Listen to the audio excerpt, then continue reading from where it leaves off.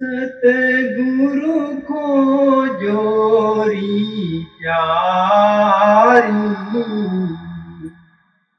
जगत में दुर्लभ रतन यही।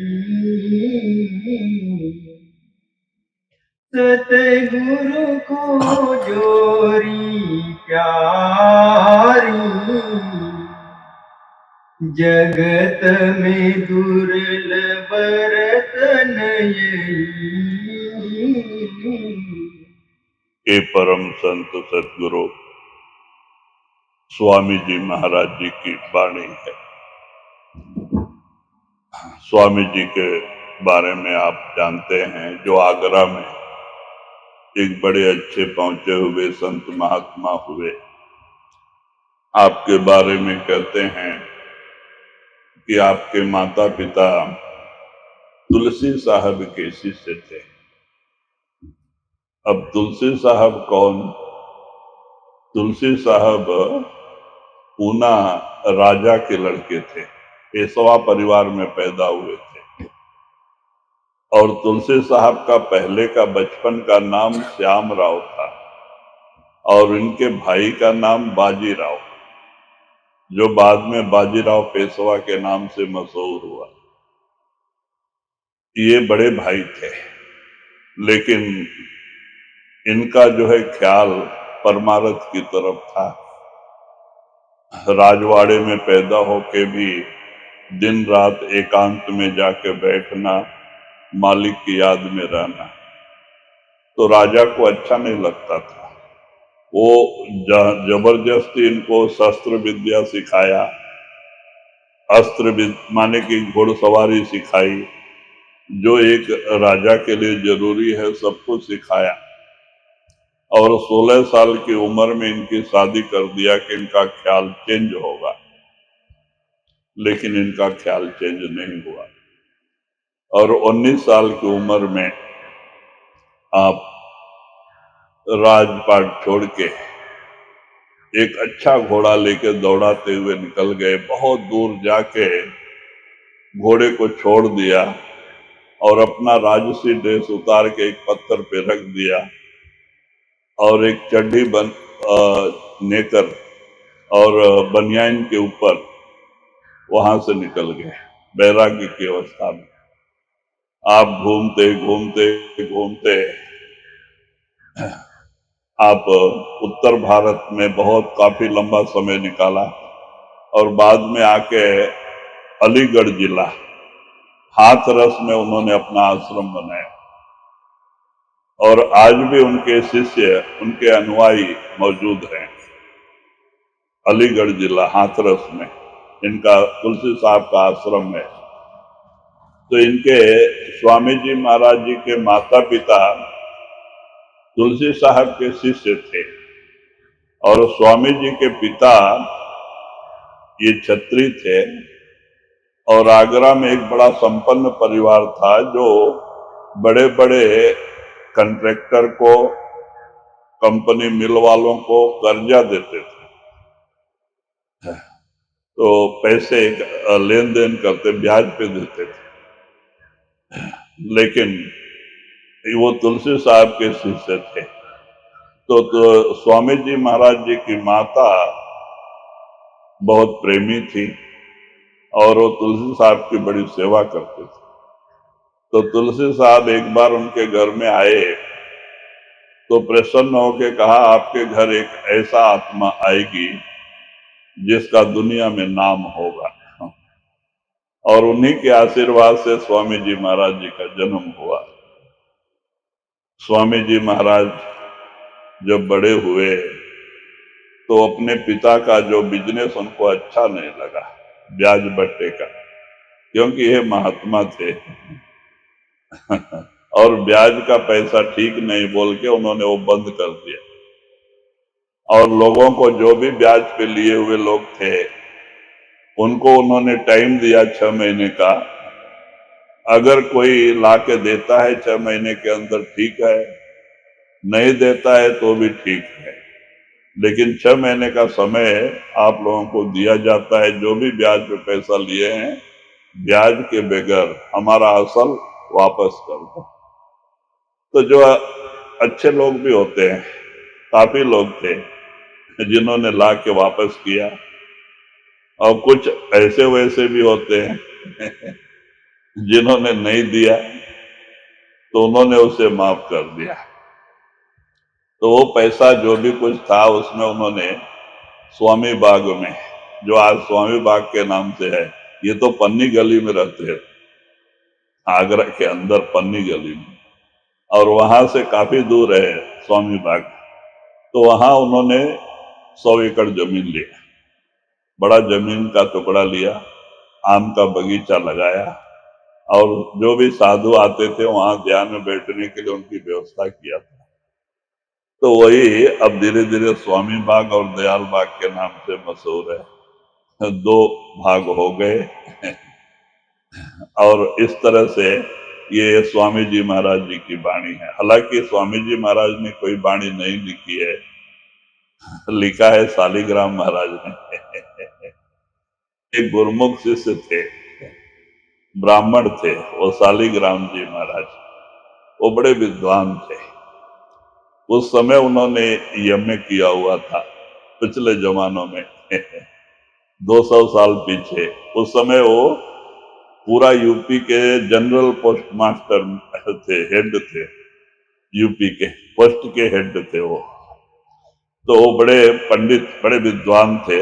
उन्होंने ये सब ग्रंथ लिखा है, लेकिन उन्होंने अपने गुरु के नाम पे लिखा है, राधा स्वामी को अर्पित किया है, उन्होंने अपना नाम नहीं लिखा है। तो शालिग्राम महाराज जी ने ये सारा ग्रंथ, जितनी भी किताबें हैं, प्रेम वाणी हैं और संत मत की जितनी भी वाणियां हैं, सब उन्होंने ही लिखा है। तो ये स्वामी जी महाराज जी की वाणी है। स्वामी जी महाराज इस वाणी में ये दर्शाने की कोशिश किया है कि सदगुरु खोजो री प्यारी, जगत में दुर्लभ रतन यही।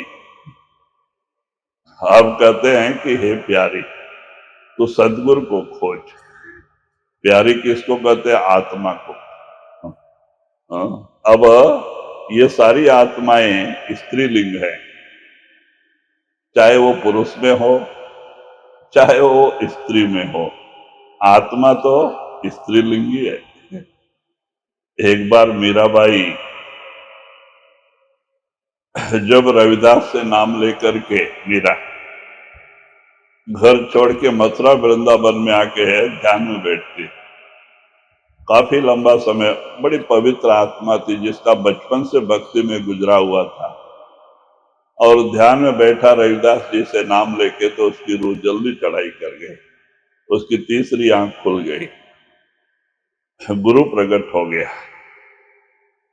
तो मीरा दीवानी हो गई, खुशी से नाचने लगी, पायो जी मैंने नाम रतन धन पायो, वस्तु अमोलक दई मेरे सदगुरु, कृपा कर अपनायो, पायो जो मैंने नाम रतन धन पायो। वो नाम रूपी रत्न जिसकी कोई कीमत नहीं, जो मेरे सदगुरु ने दिया, वो मेरे अंदर प्रकट हो गया, जिसका कोई कीमत नहीं, और खुशी से नाचती थी मीरा। तो मीरा को क्या हो गया, मीरा के आश्रम से कुछ दूर पे नरहरि दास स्वामी का आश्रम था।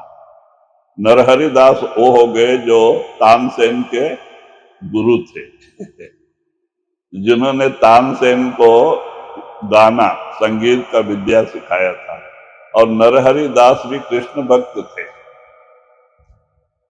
जब नरहरि दास लय से भक्ति के प्रेम में मग्न होके गाना गाने लगते थे, नाचने लगते थे, तो कृष्ण स्वयं प्रकट होके उनके सामने खड़े होते थे उनका लय और प्रेम प्यार भक्ति ऐसी थी।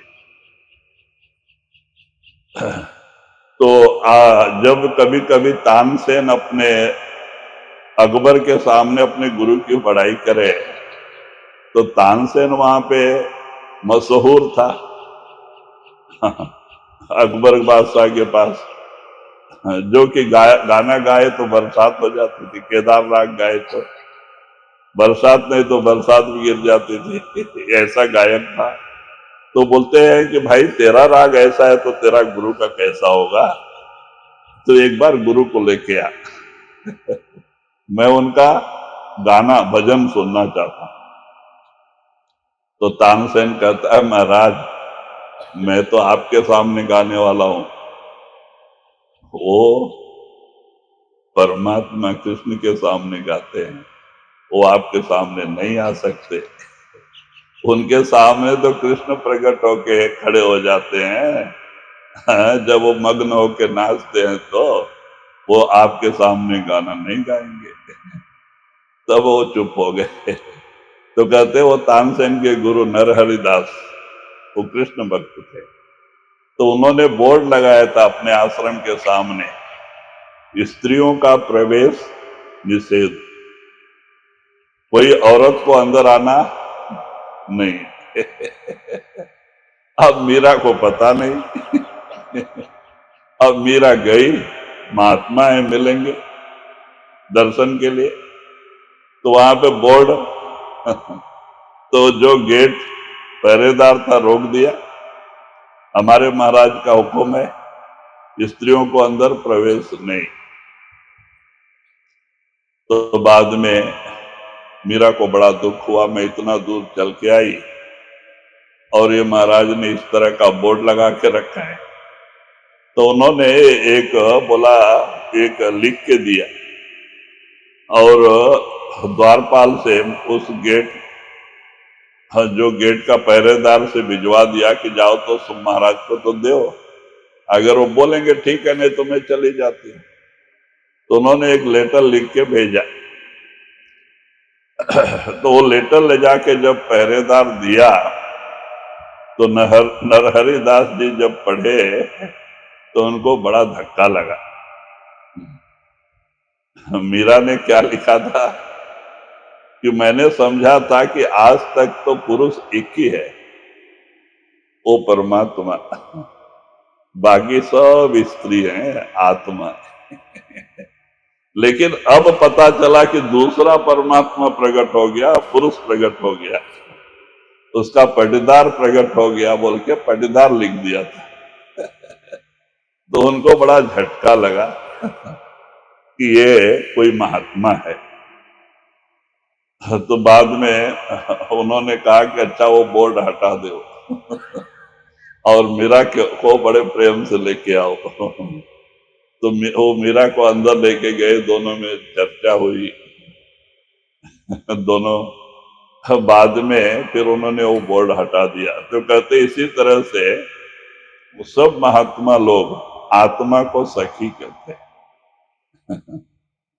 सखी स्त्रीलिंग है, क्योंकि हम सब आत्मा ही है, परमात्मा तो है नहीं। परमात्मा एक ही पुरुष है, बाकी सब स्त्री हैं। चाहे वो पुरुष के शरीर में हो या स्त्री के शरीर में हो, है तो आत्मा ही। और आत्मा स्त्रीलिंग है, तो इसीलिए स्वामी जी महाराज सखी करके उच्चारित करते हैं। सतगुरु खोजो रे सखी, जगत में दुर्लभ रतन यही। अगर संसार में कोई दुर्लभ रत्न है तो गुरु का मिलना, सदगुरु का प्राप्त होना। कहते हैं करोड़ों जन्मों के पुण्य होने तो मानव शरीर मिलता है। उस प्रभु परमात्मा की कृपा जिस आत्मा पे होती है, इस आत्मा का उद्धार करना है, तो ऐसे आत्माओं को परमात्मा ही संतों के पास भेजते हैं। ये परमात्मा की कृपा से होता है, सदगुरु मिलता है। नहीं तो हम अपने आप सदगुरु को नहीं पहचान पाएंगे। हाँ, ये उसकी कृपा है। वो जिस आत्मा को उद्धार करना चाहता है, अपने पास बुलाना चाहता है, ऐसे आत्माओं को ही संतों के पास भेजता है। और संतों का परमात्मा से कनेक्शन होता है। ये उसे भी शब्द से जोड़ के उसको अपना बना के उसको लेके जाते हैं। तो ये जरिया है। इसीलिए कहते हैं कि सदगुरु खोजो रे प्यारी, जगत में दुर्लभ रत्न यही। इस दुनिया का दुर्लभ रत्न यही है, सबसे कीमती रत्न सदगुरु का प्राप्त होना। अच्छे बाल बच्चे, करोड़ों रुपए, ये सब मिलना कोई भाग्यशाली नहीं है। भाग्यशाली वही है जिसको ऐसा सुंदर मानव शरीर मिलके सदगुरु मिल गए। कहते जिनको सदगुरु मिल गया उनका लेखा निबड़ा, जिनका सदगुरु मिल गया उनका आना जाना खत्म हो गया। इसीलिए ये दुर्लभ है। उनकी हाजिरी सतलव सचखंड में लग गई, आज नहीं तो कल वो अपने पिता परमात्मा की गोद में पहुंचना ही पहुंचना है। तब तक वो गुरु हमारा पल्ला नहीं छोड़ता है, जब तक कि सत्पुरुष की गोद में पहुंचा नहीं देता है। कहते हैं नाम दान जीवन बीमा होता है, आत्मा का बीमा होता है परमात्मा से मिलाने का, और वो बीड़ा संत उठाते हैं। तो इसीलिए आप कहते हैं कि सदगुरु खोजो रे प्यारी, जगत में दुर्लभ रतन यही। जी। सतगुरु को जोरी प्यारी, जगत में दुर्लभ रतन यही। जिन पर मेहर दया सतगुरु की, उनको दर्श दई। फिर आप कहते हैं कि जिनके ऊपर सदगुरु की कृपा होती है, हाँ, उनको ही अंदर दर्शन होता है। अब बाबा सोमनाथ महाराज जी 30 साल लंगोटी के ऊपर नाथ पंथ में विभूति रमा के कमंडल त्रिशूल लेके योगी थे नाथ पंथ में। 30 साल निकाला प्राणायाम साधन में, सिद्ध पुरुष थे, शांति नहीं।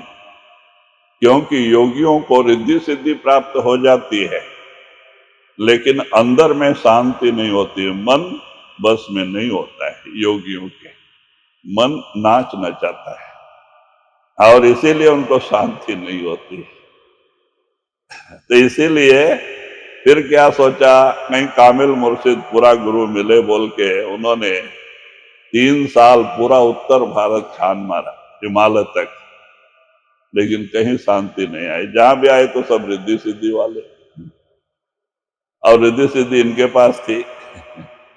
तो बाद में जब ये लौट के जा रहे थे तो ब्यास स्टेशन के पास में एक पेड़ का चौतरा था, और उसी पे 4 योगी दक्षिण प्रांत के थे, आंध्रा और कर्नाटका के, ये चारों।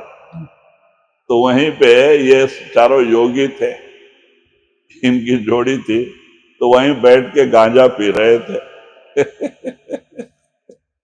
क्योंकि ये खाली कपड़ा नहीं पहनते ना, ठंडी लगती है तो गांजा पीते, शरीर को गर्म, नशा।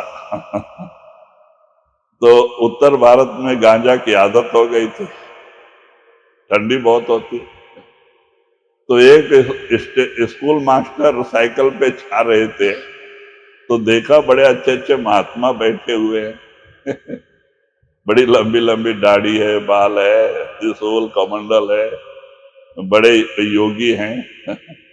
तो साइकिल खड़ा करके जाके नमस्कार किए। कहते महाराज आप कहाँ से आ रहे हैं, कहाँ जा रहे हैं? तब तो बाबा जी ने बताया कि हम, इनको हिंदी आता था क्योंकि बॉम्बे में ज्यादा दिन रहे, तो बोले हम ऐसे ऐसे दक्षिण प्रांत वाले हैं और पूरा उत्तर भारत हिमालय छानते हुए आए हैं, जहां जहां महात्मा रहते हैं उनका दर्शन करते आ रहे हैं, लेकिन तसल्ली नहीं हुई। तो वो स्कूल मास्टर बोले, वो सावन सिंह महाराज जी के शिष्य थे, देखो महाराज कैसे कैसे ये करते हैं कनेक्शन। तो कहते महाराज आपने बहुत सारे गुरु को देखा होगा, अब यहीं पे ब्यास डेरा बाबा जयमल सिंह 3 किलोमीटर, आप उनका भी दर्शन करके जाओ। तो बाकी लोगों के मन में तो नहीं आया, क्योंकि वो रिद्धि सिद्धि में मस्त थे, लेकिन बाबा जी के अंदर ये भावना थी कोई कामिल मुर्शिद मिले। तो आप अकेले गए और जाके उस समय शाम का सत्संग चल रहा था, सत्संग सुना, तो आपके बहुत सारे प्रश्न के जवाब मिल गए, उत्तर मिले, तो शांति आई।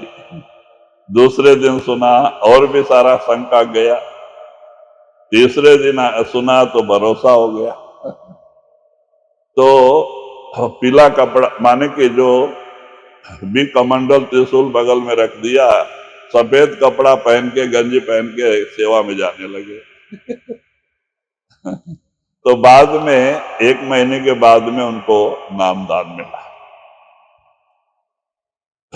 फिर पहले ही उनकी पहुंच ब्रह्म तक थी अंदर में प्राणायाम के जरिए। जब आगे का गुरु मिला तो आगे रोज जाने में कोई परेशानी नहीं। अब हम हाई स्कूल पास है और हमें कोई डबल एमए किया हुआ प्रोफेसर मिल गया तो डिग्री का ज्ञान भी मिल जाता है। तो ऐसे जब सावन सिंह महाराज मिले तो उनकी रूह थोड़े ही दिन में सतलोक सचखंड, तो उनको सत्संग का हुक्म दिया था। तो बाद में विरोध बढ़ने लगा तो महाराज ने कहा कि बेटा तुमको दक्षिण प्रांत की भाषा आती है, तुम उस तरफ जाके संत मत का प्रचार करो। लेकिन योगी के समय मांग के खाते थे, ऐसे मांग के खाना नहीं, मेहनत की कमाई करके खाना, सत्संग चलाना। तो महाराज ने वहां से बॉम्बे आए पहले, क्योंकि बॉम्बे में काफी लंबा समय से रहते थे, और आके समुद्र के किनारे टोकरी लेके उसमें गरम चना, भुजा हुआ चना रख के, हांडी होती है ना उसमें आग रख के रखते हैं ना गरम गरम, तो आधा पैसा पैसे को दे रहे थे, बेचते थे पेट पे बांध के। वो भी किया उन्होंने 1-2 साल। तो उस समय नया नया मिल खुला था बॉम्बे में, तो कोई ले जाके मिल में काम दिलवा दिया। तो 3 महीना ट्रेनिंग में गया कपड़ा बुनने का, साचा चलाने का, और बाद में पेमेंट चालू हुआ। तो इस तरह से मिल में 8 घंटा नौकरी करना, फिर साइकिल के ऊपर कपड़ा रख के शाम को गली गली बेचने को जाना। तो पैसा चाहिए जगह लेने के लिए। ऐसा कमा के उन्होंने वर्ली नाका में दुकान लिया, छोटा सा कपड़े का दुकान खोला, लेकिन गुरु की कृपा थी। बढ़ते बढ़ते बढ़ते 3-4 दुकान का एक दुकान किया उन्होंने। और सेठ बन के बैठे, होलसेल बिजनेस करने लगे। मिल से कपड़ा लाते थे, होलसेल देते थे लोगों को। तो इस तरह से फिर उसमें सत्संग चालू किया। तो कहते हैं कि बाद में वो कपड़ा बेच के ही फिर उधर 111 एकड़ जमीन लिया बेंगलुरु का, जो एक मिलिट्री के ऑफिसर के हाथ में था, 45,000 का 111 एकड़ जमीन, जिसमें 1,000 आम के बगीचे थे और 20-25 इमली के बड़े बड़े पेड़ थे, घोड़े के अस्तबल थे बने बनाए, वो सब उन्होंने दे दिया। 45,000 उसमें पैसे की कीमत थी 100 साल पीछे। तो उस समय लिया, और इस तरह से फिर वहां जाके बैठ के, और फिर बुलडोजर से लेवल करा के पहाड़ी इलाका, और फिर खेती बना के खेती चालू किया। तो कहते इस तरह से आश्रम बना। तो उन्होंने अपने कमाई से वहां आश्रम बनाया, और फिर वहां जाके बैठे, क्योंकि सावन सिंह महाराज जी का हुक्म था कि किसी से मांगना नहीं। तो कहते इस तरह से देखो, उनके भाग्य में एक था तामिल मुर्शिद के पास जाना, और बाकी जो 4 लोग योगी लोग थे उनके कान में नहीं गया वो लोग तो भटकते रहे। तो वही कहते हैं जिन पर दया सदगुरु की, जिनको दरस दई, कहते हैं जिनके ऊपर उस मालिक की कृपा होती है, ऐसे लोगों को ही संतों का समागम मिलता है। और जिसके ऊपर गुरु की कृपा हो जाती है, उसके अंदर वो प्रकट हो जाता है, उसका दरवाजा खोल देता है, 10वां दरवाजा, तीसरी आंख खोल देता है और दर्शन दे देता है जी। जिन पर मेहर दया सतगुरु की, उनको दर्श दई, दर्श पाय सतलोक सिधारी, सतनाम पद कीन सही। तो फिर वही कहते हैं जिनके अंदर एक बार गुरु प्रकट हो जाए गुरु की कृपा से, फिर वो गुरु कभी छोड़ के जाता नहीं। आंख बंद करो, 2-4 सुमरन करते ही वो हाजिर प्रकट हो जाता है और गुरु ही हमें ऊपर लेके जाता है, मंडल बाई मंडल ऊपर लेके जाता है। और धीरे धीरे कहते हैं कि बोवर गुफा सतलोक सचखंड पहुंचा देता है और उस मालिक का दर्शन करा देता है जिस मालिक के दर्शन के लिए कहते हैं कि ये जीव सब वहां से ही आए हुए हैं, सतलोक सचखंड से, 16वें मंडल से ये ब्रह्म पार ब्रह्म से नहीं आए हैं। हमारा देश बहुत दूर है, सो सतलोक है, सचखंड है। संत वहां ले जाने के लिए आते हैं, हमें इस दुनिया में बांधने के लिए नहीं आते। वो हमें इससे निकाल के अपने घर ले जाने के लिए आते हैं। हमारा सच्चा घर सतलोक सचखंड है और हम आत्मा हैं, हम शरीर नहीं है। शरीर तो मिट्टी का बर्तन है, किराए का मकान है ये 150 साल के लिए मिला होगा। जैसे हमारे दादा परदादा फेंक के गए, कल हमें भी फेंक के जाना है। ना वो कुछ लेके गए, ना हम कुछ लेके जा सकते। तो इसीलिए महात्मा कहते हैं कि भाई इस तरह से वो गुरु प्रकट होके मंडल बाई मंडल हमें ऊपर लेके जाता है, शब्द और प्रकाश के जरिए हमारे कर्म को काटते जाता है। क्योंकि जब गुरु दर्शन देता है तो दया करके शब्द प्रकट कर देता है, अनाद नाद, और अंदर ज्योति प्रकट हो जाती है, लाइट प्रकाश प्रकट हो जाता है और ये दो के जरिए हमारे पाप कटते जाते हैं। हम खाली शब्द सुनते रहें, लाइट देखते रहें, हमारे कर्म कटते जाते हैं। हमें सुमरन करने की जरूरत नहीं। सुमरन खाली 9 दरवाजे से 10वें में आने के लिए, आगे सुमरन का जरूरत नहीं। ध्यान और धुन, सदगुरु का ध्यान होता है, धुन साथ होता है, आवाज, वो सुनते रहो, कर्म कटते जाते हैं और वो धुन ही हमें ऊपर लेके जाती है, आवाज, और सतलोक सचखंड तक लेके जाती है। तो कहते इस तरह से हमें अपने घर पहुंचा देती है।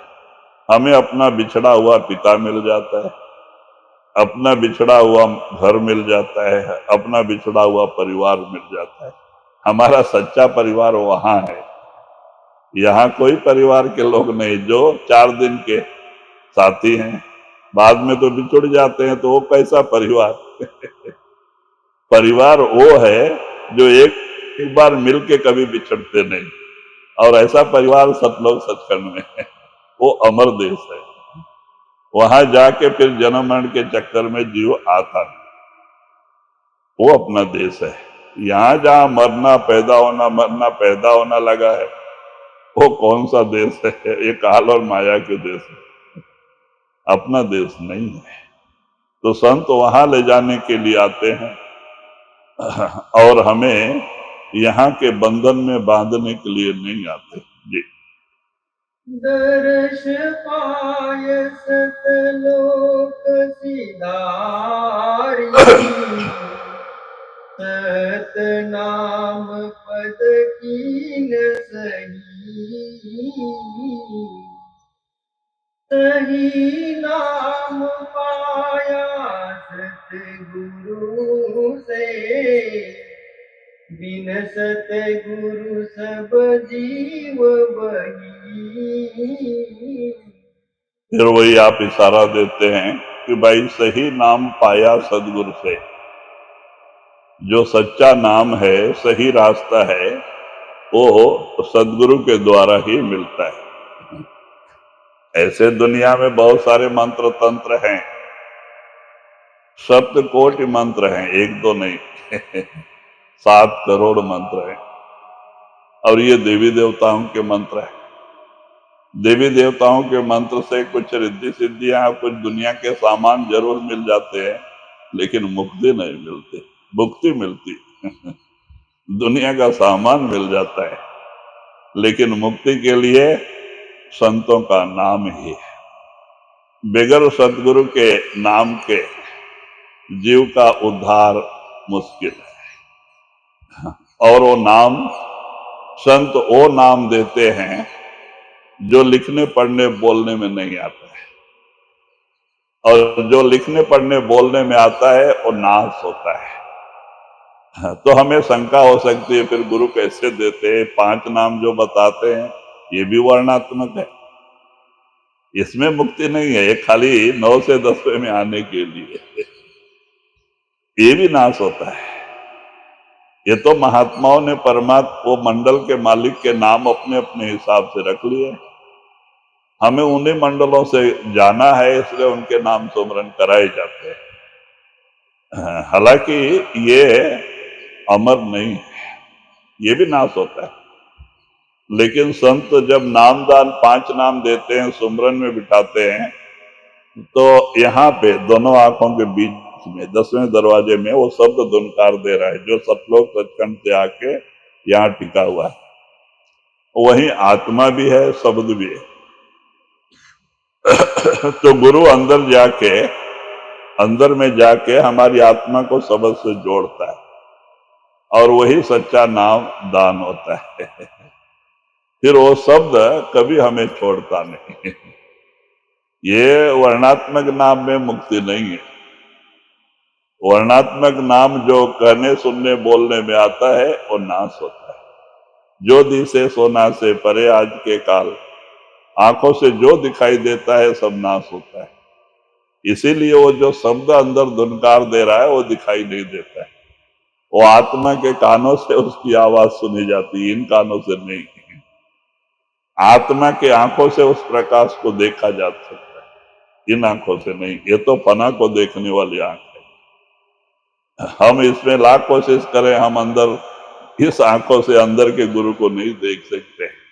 वो हमारी तीसरी आंख खुलती है, ज्ञान की आंख आत्मा की आंख, उससे वो नजर आते हैं। वो आंख सच को देखने वाली आंख, जो तीसरी आंख है। और ये तो झूठ को देखने वाली आंख है। अब देखो, सच बात है, हमारे इंद्रिय स्थान में ब्रह्मा बैठे हुए हैं, नाभि स्थान में विष्णु लक्ष्मी बैठे हुए हैं, हृदय स्थान में शिव पार्वती बैठे हैं, श्वास के मालिक हैं। इसीलिए काल कहते हैं ना, महाकाल।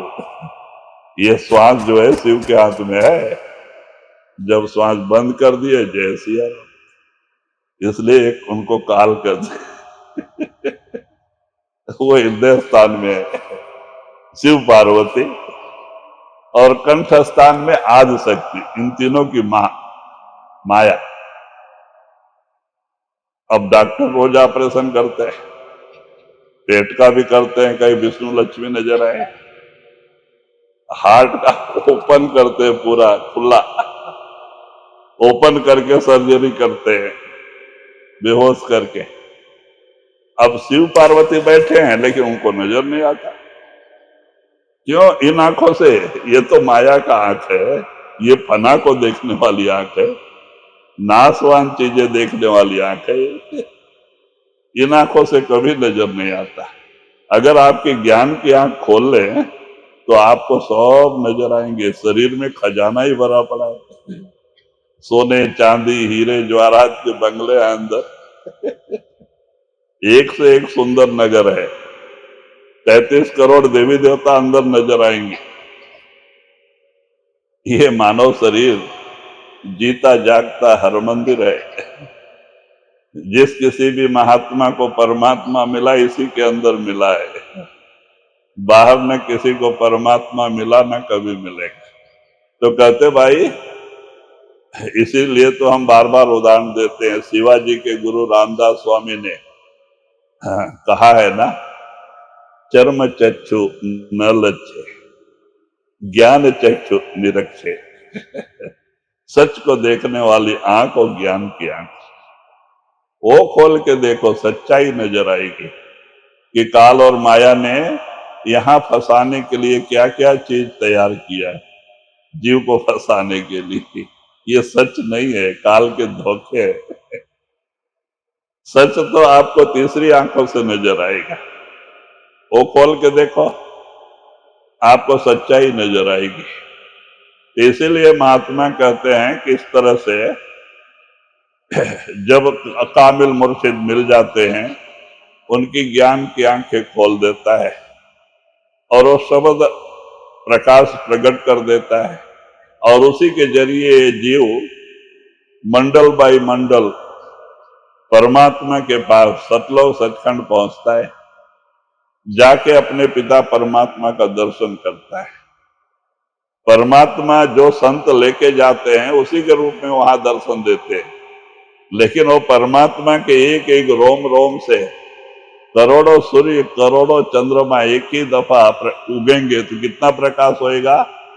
वो परमात्मा के एक एक बाल से उतना प्रकाश निकलते रहता है। ऐसा लाइट, ऐसा मालिक नजर आता है ऊपर। लेकिन आपका गुरु के रूप में आपको दर्शन देते हैं। जब रानी इंदुमती को द्वापर युग में कबीर साहब लेके गए सतलोक और ले जाके प्रार्थना किया पर सतपुरुष से कि मालिक आपका एक प्रेम आत्मा आई हुई है आपके दर्शन के लिए, तो वो कमल का संपुट खुला और वो परमात्मा प्रकट हुआ सतपुरुष। तो किस रूप में? कबीर के रूप में। कबीर के रूप में ही प्रकट हुआ, जो कबीर लेके गए थे उन्हीं के रूप में। क्यों? वो परमात्मा का कोई रूप भी नहीं है, वो अलख अगम अनामी, जो इन आंखों से देखा नहीं जा सकता, जो अगम है, जिसको कोई बुद्धि विचार से समझा नहीं जा सकता, अनामी, जिसका कोई नामो निशान नहीं। खाली वो प्रेम की भाषा जानता है। आप प्रेम और प्यार में, भक्ति सच्ची हो, प्रेम और प्यार में जिस भी नाम से बुलाओ वो बोलता है। हालांकि उसका नाम कुछ नहीं है, अनामी है वो। तो कहते हैं ऐसे मालिक का वो कबीर के जब रूप में दर्शन दिया और उसके बाल बाल से करोड़ों सूर्य करोड़ों चंद्रमा का प्रकाश एक एक बाल से निकल रहा था, ये प्रकाशवान स्वरूप देख के रानी इंदुमती ताज्जुब हो गई। कहते अरे महाराज, यहाँ परमात्मा भी आप और वहां सदगुरु भी आप, मृतलोक में कबीर भी आप पहले क्यों नहीं बता दिया मैं ही परमात्मा हूं? तो मुझे आप पे भरोसा कर लेते थे, मैं इतना सब करने की क्या जरूरत थी? तो सतपुरुष हंस के कहते हैं कि बेटी, तू यहां आके देख के ऐसा कहती है। अगर मृतलोक में एक संत कह दे हम सतपुरुष हैं तो कौन मानेगा? तो यहां आके देख के तो ऐसा कह रही है। तो इसीलिए जो भी संत ले जाए वो उन्हीं के रूप में वहां परमात्मा दर्शन देता है। जो अपना पिता है, हमारा भरोसा बढ़ाने के लिए। हालांकि उसका कोई रूप नहीं। तो इसीलिए कहते हैं कि इस तरह से ही ये आत्मा को संत सतलोक लेके जाते हैं, वो शब्द के और प्रकाश के जरिए। जी, सही नाम पाया सतगुरु से,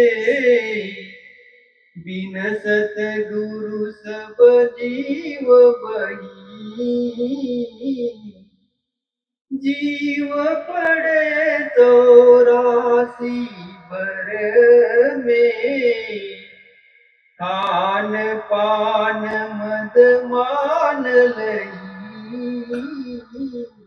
फिर वही इशारा देते हैं कि जीव ये दुनिया के सामान से प्रेम प्यार करके जहां आशा तहां वासा, ये दुनिया का मोह, दुनिया का प्रेम प्यार लेके जाता है, फिर इसी में आ जाता है और इस तरह से 84 लाख का चक्कर लगाता है। अपने कर्मों का भुगतान के लिए जीव को 84 का चक्कर लगाना पड़ता है। 84 लाख क्या है शरीर? 30 लाख पेड़ पौधों के शरीर हैं, जिसमें धान गेहूं सब आते हैं। 30 लाख प्रकार के पेड़ पौधे हैं। 27 लाख प्रकार के कीड़े मकोड़े के शरीर हैं, एक दो तरह के नहीं है, 27 लाख प्रकार के हैं। सांप, बिच्छू, कीड़े मकोड़े, पानी में रहने वाले जीव, और 9 लाख प्रकार में पानी के रहने वाले जीव हैं। 14 लाख प्रकार के पक्षी हैं और 9 लाख प्रकार के पानी में रहने वाले जीव हैं, और 4 लाख प्रकार में देवी देवता, भूत, प्रेत, यक्ष, गंधर्व, मानव, ये 9 महीना में पैदा होने वाले ये 4 लाख में आते हैं। गंधर्व भी हैं, यक्ष भी हैं, भूत प्रेत भी हैं, राक्षस भी है अंदर में। आप जब आपकी तीसरी आंख खुलेगी तो आपको अंदर 2 रास्ते नजर आएंगे, एक दाहिने तरफ, एक बाएं तरफ। तो दाहिने तरफ का रास्ता श्वेत वर्ण में रहता है, बाएं तरफ का रास्ता श्याम वर्ण में रहता है, थोड़ा सा श्यामला। तो ये बाएं तरफ का रास्ता नरक में जाने वाला होता है और दाहिने तरफ का सतलोक सचखंड। तो इसीलिए स्वामी जी महाराज ने वाणी में लिखा है ना, श्याम तज श्वेत को गहना, सूरत से तान धुन सुनना। ये श्याम को छोड़ देना, उधर नहीं जाना। श्वेत को गहना, अपने ख्याल को ऊपर उठा के वहां की आवाज को सुनो, वो आवाज आपको ले जाएगी वो पार करेगा। तो एक बार एक बेबी लाजो सावन सिंह महाराज से मिलने के लिए 4 प्रेमी आए थे, कुछ एमपी एमएलए मिनिस्टर लोग बड़े बड़े। तो महाराज बोले बेटी इनको चाय बना कर दे दे। तो बेबी लाजो चाय बना रही थी। तो बेबी रली, वो हमेशा ध्यान में बैठती थी क्योंकि उसकी तीसरी आंख खुली थी, उसको अंदर गुरु प्रकट था। तो ऐसे लोग बाहरी ख्याल कम आता है, हमेशा आनंद में रहते हैं, गुरु का दर्शन करते हुए आनंद में रहते हैं। तो वो कोने में ध्यान बैठी थी। तो एक दिन क्या हुआ, बैठ के सोचा रोज रोज दाहिनी तरफ ही जाते हैं, आज बाएं तरफ जाएंगे, देखेंगे उधर क्या है। और वो बेबी बाएं तरफ चली गई। आगे जाने के बाद नरक में पहुंच गई। अब वहां पे 27 नरक है अंदर में, अलग अलग हैं, और हर नरक में अलग अलग हिंसा, माने तरह से हिंसा देते हैं, शिक्षा। तो वो जब नरक में पहुंची, वहां पे तरह तरह से तकलीफ देता हुआ देखा और यमदूतों का विकराल रूप देख के घबरा गई। अब सोचती है कि मैं पीछे भागूंगा तो भी ये पकड़ेंगे, आगे जाऊंगा तो पकड़ के नरक में डाल देंगे। डर के मारे कांप रही, उधर ही खड़ा होकर एकदम डर गई। और यहां ध्यान में बैठी है, वो डर के मारे उसका शरीर पीला हो गया, हल्दी जैसा, खून सब सूख रहा है, कांप रही है। तो बाद में एक बेबी देखा, उसकी हालत देख के भाग के सावन सिंह महाराज के पास गए कि महाराज देखो बेबी कांप रही है, उसका शरीर पीला हो गया, बहुत घबराई है। तो महाराज उठ के आए और आके देखते हैं कहते अरे ये तो नरक में पहुंच गई है। तो हाथ उनके सिर पे हाथ रख के उसकी रूह को नीचे उतारा। वो डर के मारे ना आगे जा रही है न पीछे आ रही, इतनी घबरा गई। तो उस आत्मा को नीचे उतारा। तब करीब 10 मिनट तक उसको होश ही नहीं, बात ही नहीं किया। पसीना पसीना निकल रहा, इतना घबरा गई थी। अब 10 मिनट के बाद जब वो शांत हुआ तो बाद में ये बेबी लोग पूछते हैं दूसरे औरतें कि क्या हो गया, आज तो इतना घबराई थी, पसीना छूट रहा था। तो तब वो बोलती है कि नहीं, मैं नरक में चली गई थी और मैं वहां पे लोगों को तरह तरह की हिंसा करते माने दुख देते देख के, यमदूतों का रूप देख के मैं घबरा गई। मैं आगे जाऊंगी तो पकड़ के नरक में डालेंगे, पीछे भागूंगी तो ये पकड़ लेंगे। मैं घबरा के उधर ही कांप रही थी। महाराज आके हमें नीचे लेके आए। तो ऐसा होता है। तो संत कहीं आपको डराने के लिए नहीं कहते नरक स्वर्ग है, आपके अंदर है। आप भजन करके अंदर जाके अपनी ज्ञान की आंख खोल के देख सकते हैं। परमात्मा ने सब कुछ आपके अंदर रखा है, सच, झूठ नहीं। 33 करोड़ देवी देवता प्रत्यक्ष आपको नजर आएंगे इसी शरीर में। ब्रह्मा विष्णु महेश्वर भी नजर आएंगे, प्रत्यक्ष है। बाहर तो हम लोगों ने बनाया, हमने उनको देखा भी नहीं, लेकिन अंदर जाएंगे तो आपको प्रत्यक्ष नजर आएंगे। तो कहते भाई ये खाली रक्त मांस का पुतला नहीं है, ये नर नारायणी शरीर है।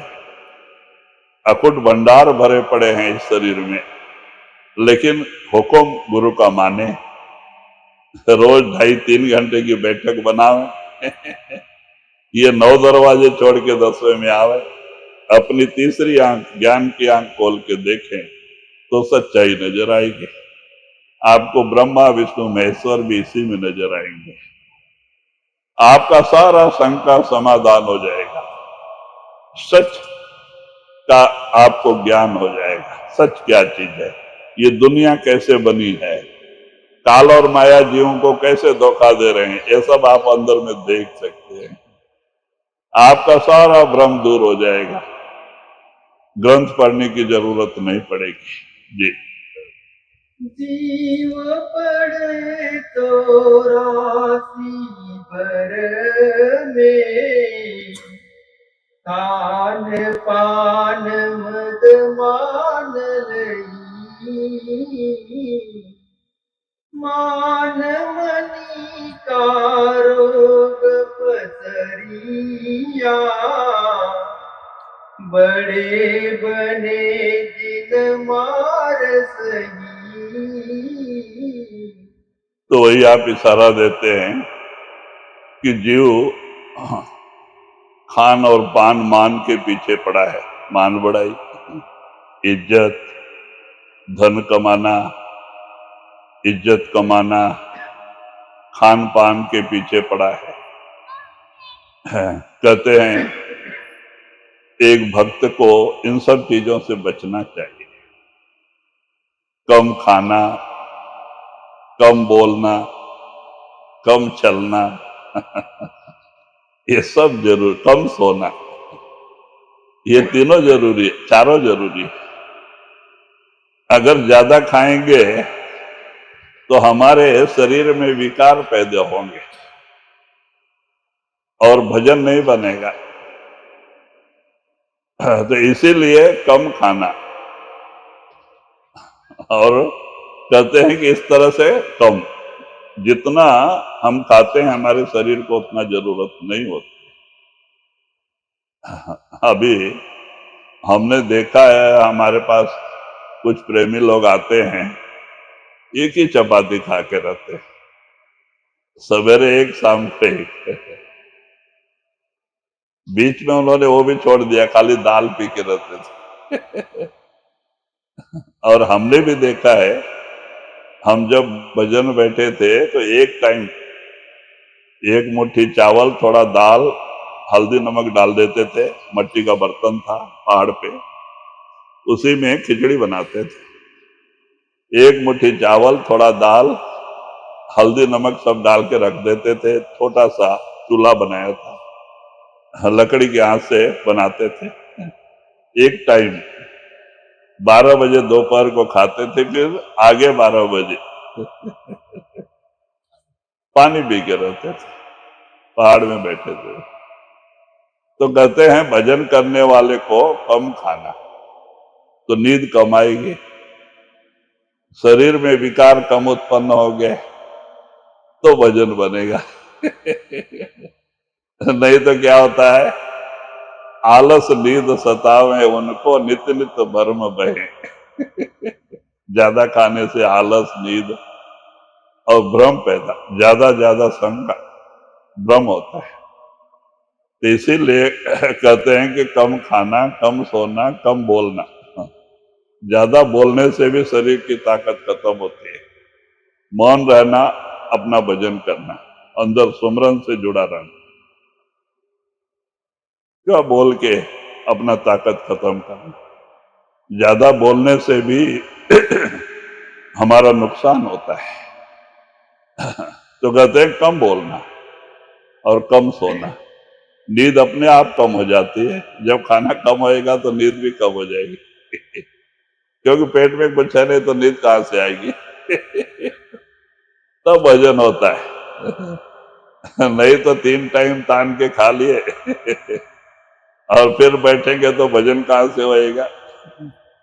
हाँ, तो इसीलिए कहते हैं कि ये सब थोड़ा, जो भजन करना चाहते हैं, गुरु की कृपा चाहते हैं, तो उनको इनका ध्यान रखना पड़ेगा।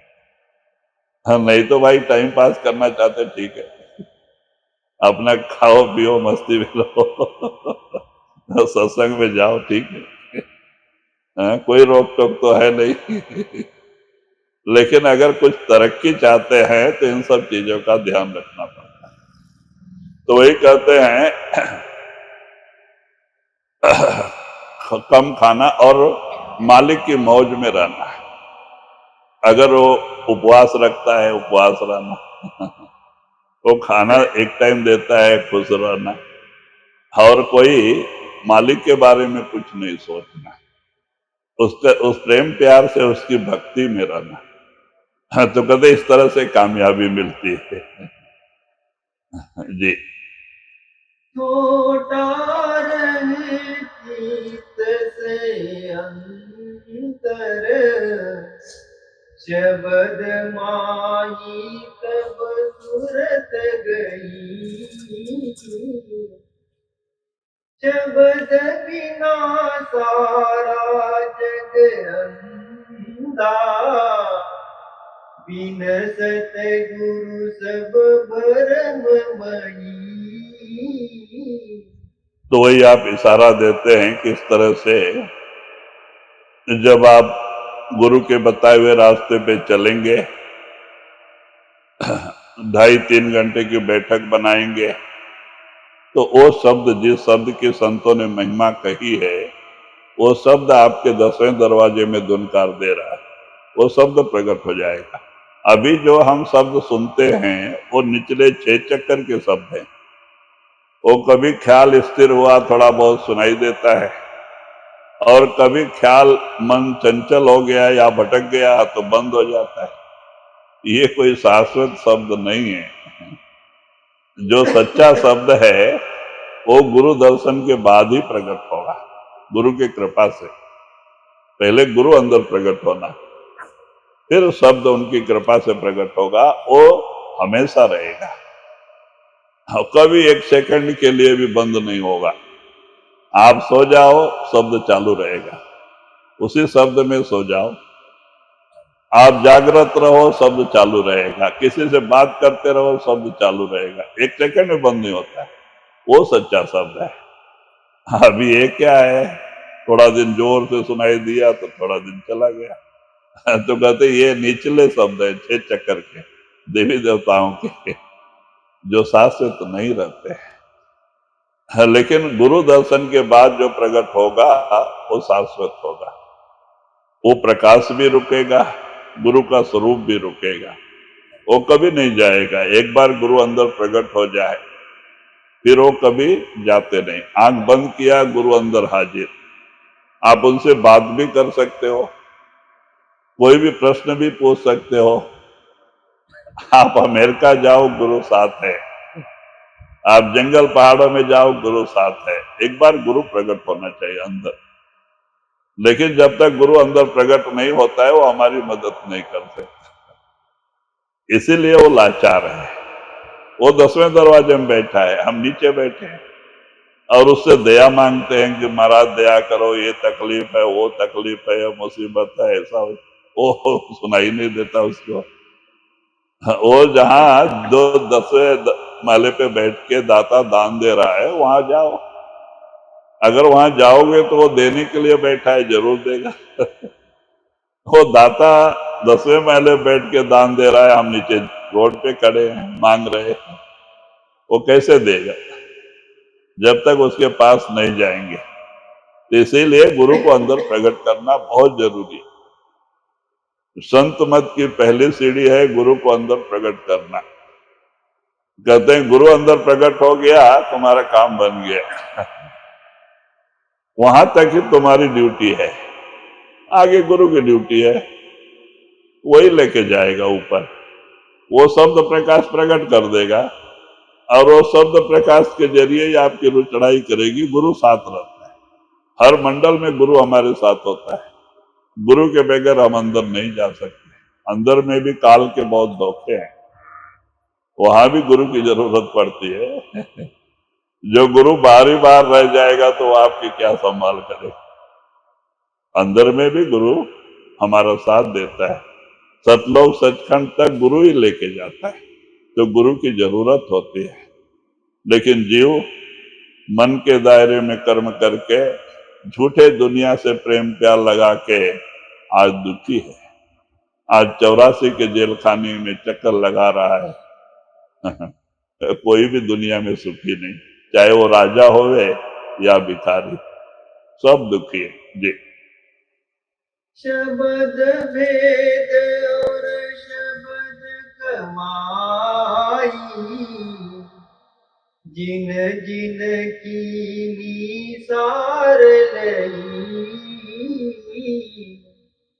शब्द रता सतगुरु पहचानो,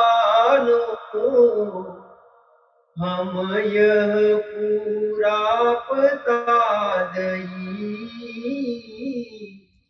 तो वही आप इशारा देते हैं स्वामी जी महाराज कि जब तक कामिल मुर्शिद पूरा गुरु नहीं मिलता तो शब्द की जानकारी नहीं होती। शब्द क्या चीज है, हम बाहरी शब्द को ही शब्द समझ लेते हैं।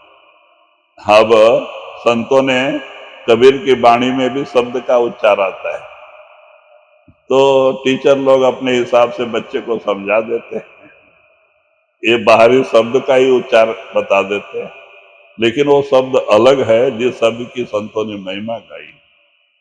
वो शब्द हमारे 10वें दरवाजे में धुनकार दे रहा है, जिसने ये दुनिया बनाई है, जो सब घट घट में व्यापी है, वो शब्द की संतों ने महिमा गाई है। ये शब्द नहीं, ये तो वर्णात्मक शब्द है, नाश होता है। कहते इन शब्द के संत महिमा नहीं करते, शब्द धुनात्मक नाम की महिमा करते हैं, जो हमारे 10वें दरवाजे में सतलोक सचखंड से आके यहाँ धुनकार दे रहा है और वो हमारे शरीर को चेतन करके रखा है। वो शब्द की महिमा संत करते हैं। वो बहुत निर्मल है, पवित्र है। एक बार भी अगर वो अंदर सुनाई दे तो करोड़ों जन्मों के पाप दग्ध हो जाते हैं। वो बड़ा निर्मल है, पवित्र है जी। शब्द रता सतगुरु पहचानो, हम यह पूरा पता दई। फिर वही स्वामी जी महाराज कहते हैं कि ऐसे शब्द रता गुरु पहचानो, जो गुरु शब्द की महिमा गाए, शब्द का रूप आप होता है और शब्द की महिमा बोलता है।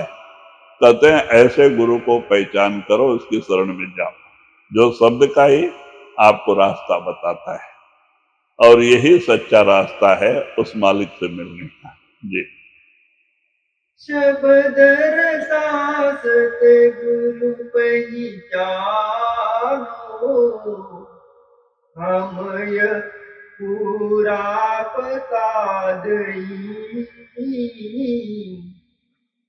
खोलो आँख निकट ही देखो, अब क्या खोलूं खोल गई। फिर वही इशारा देते हैं कि खोलो आंख निकट ही देखो, मैं यह पूरा पता दई। अब क्या कहना, अब क्या कहूं बोलते। हाँ, सब खोल करके समझा के कहते हैं कि गुरु के कहने के अनुसार साधन करके अपने ज्ञान की आंखें खोल के देखो, वो शब्द आपको अंदर प्रकट हो जाएगा, गुरु प्रकट हो जाएगा, ज्योति भी प्रकट हो जाएगी। ये सच्चा रास्ता है और परमात्मा ने ये सब चीज आपके लिए आपके अंदर रखी है और वो गुरु के कृपा से ही प्राप्त होता है। जो कुछ कहना था स्वामी जी महाराज ने सब खोल करके इस वाणी में समझाया है।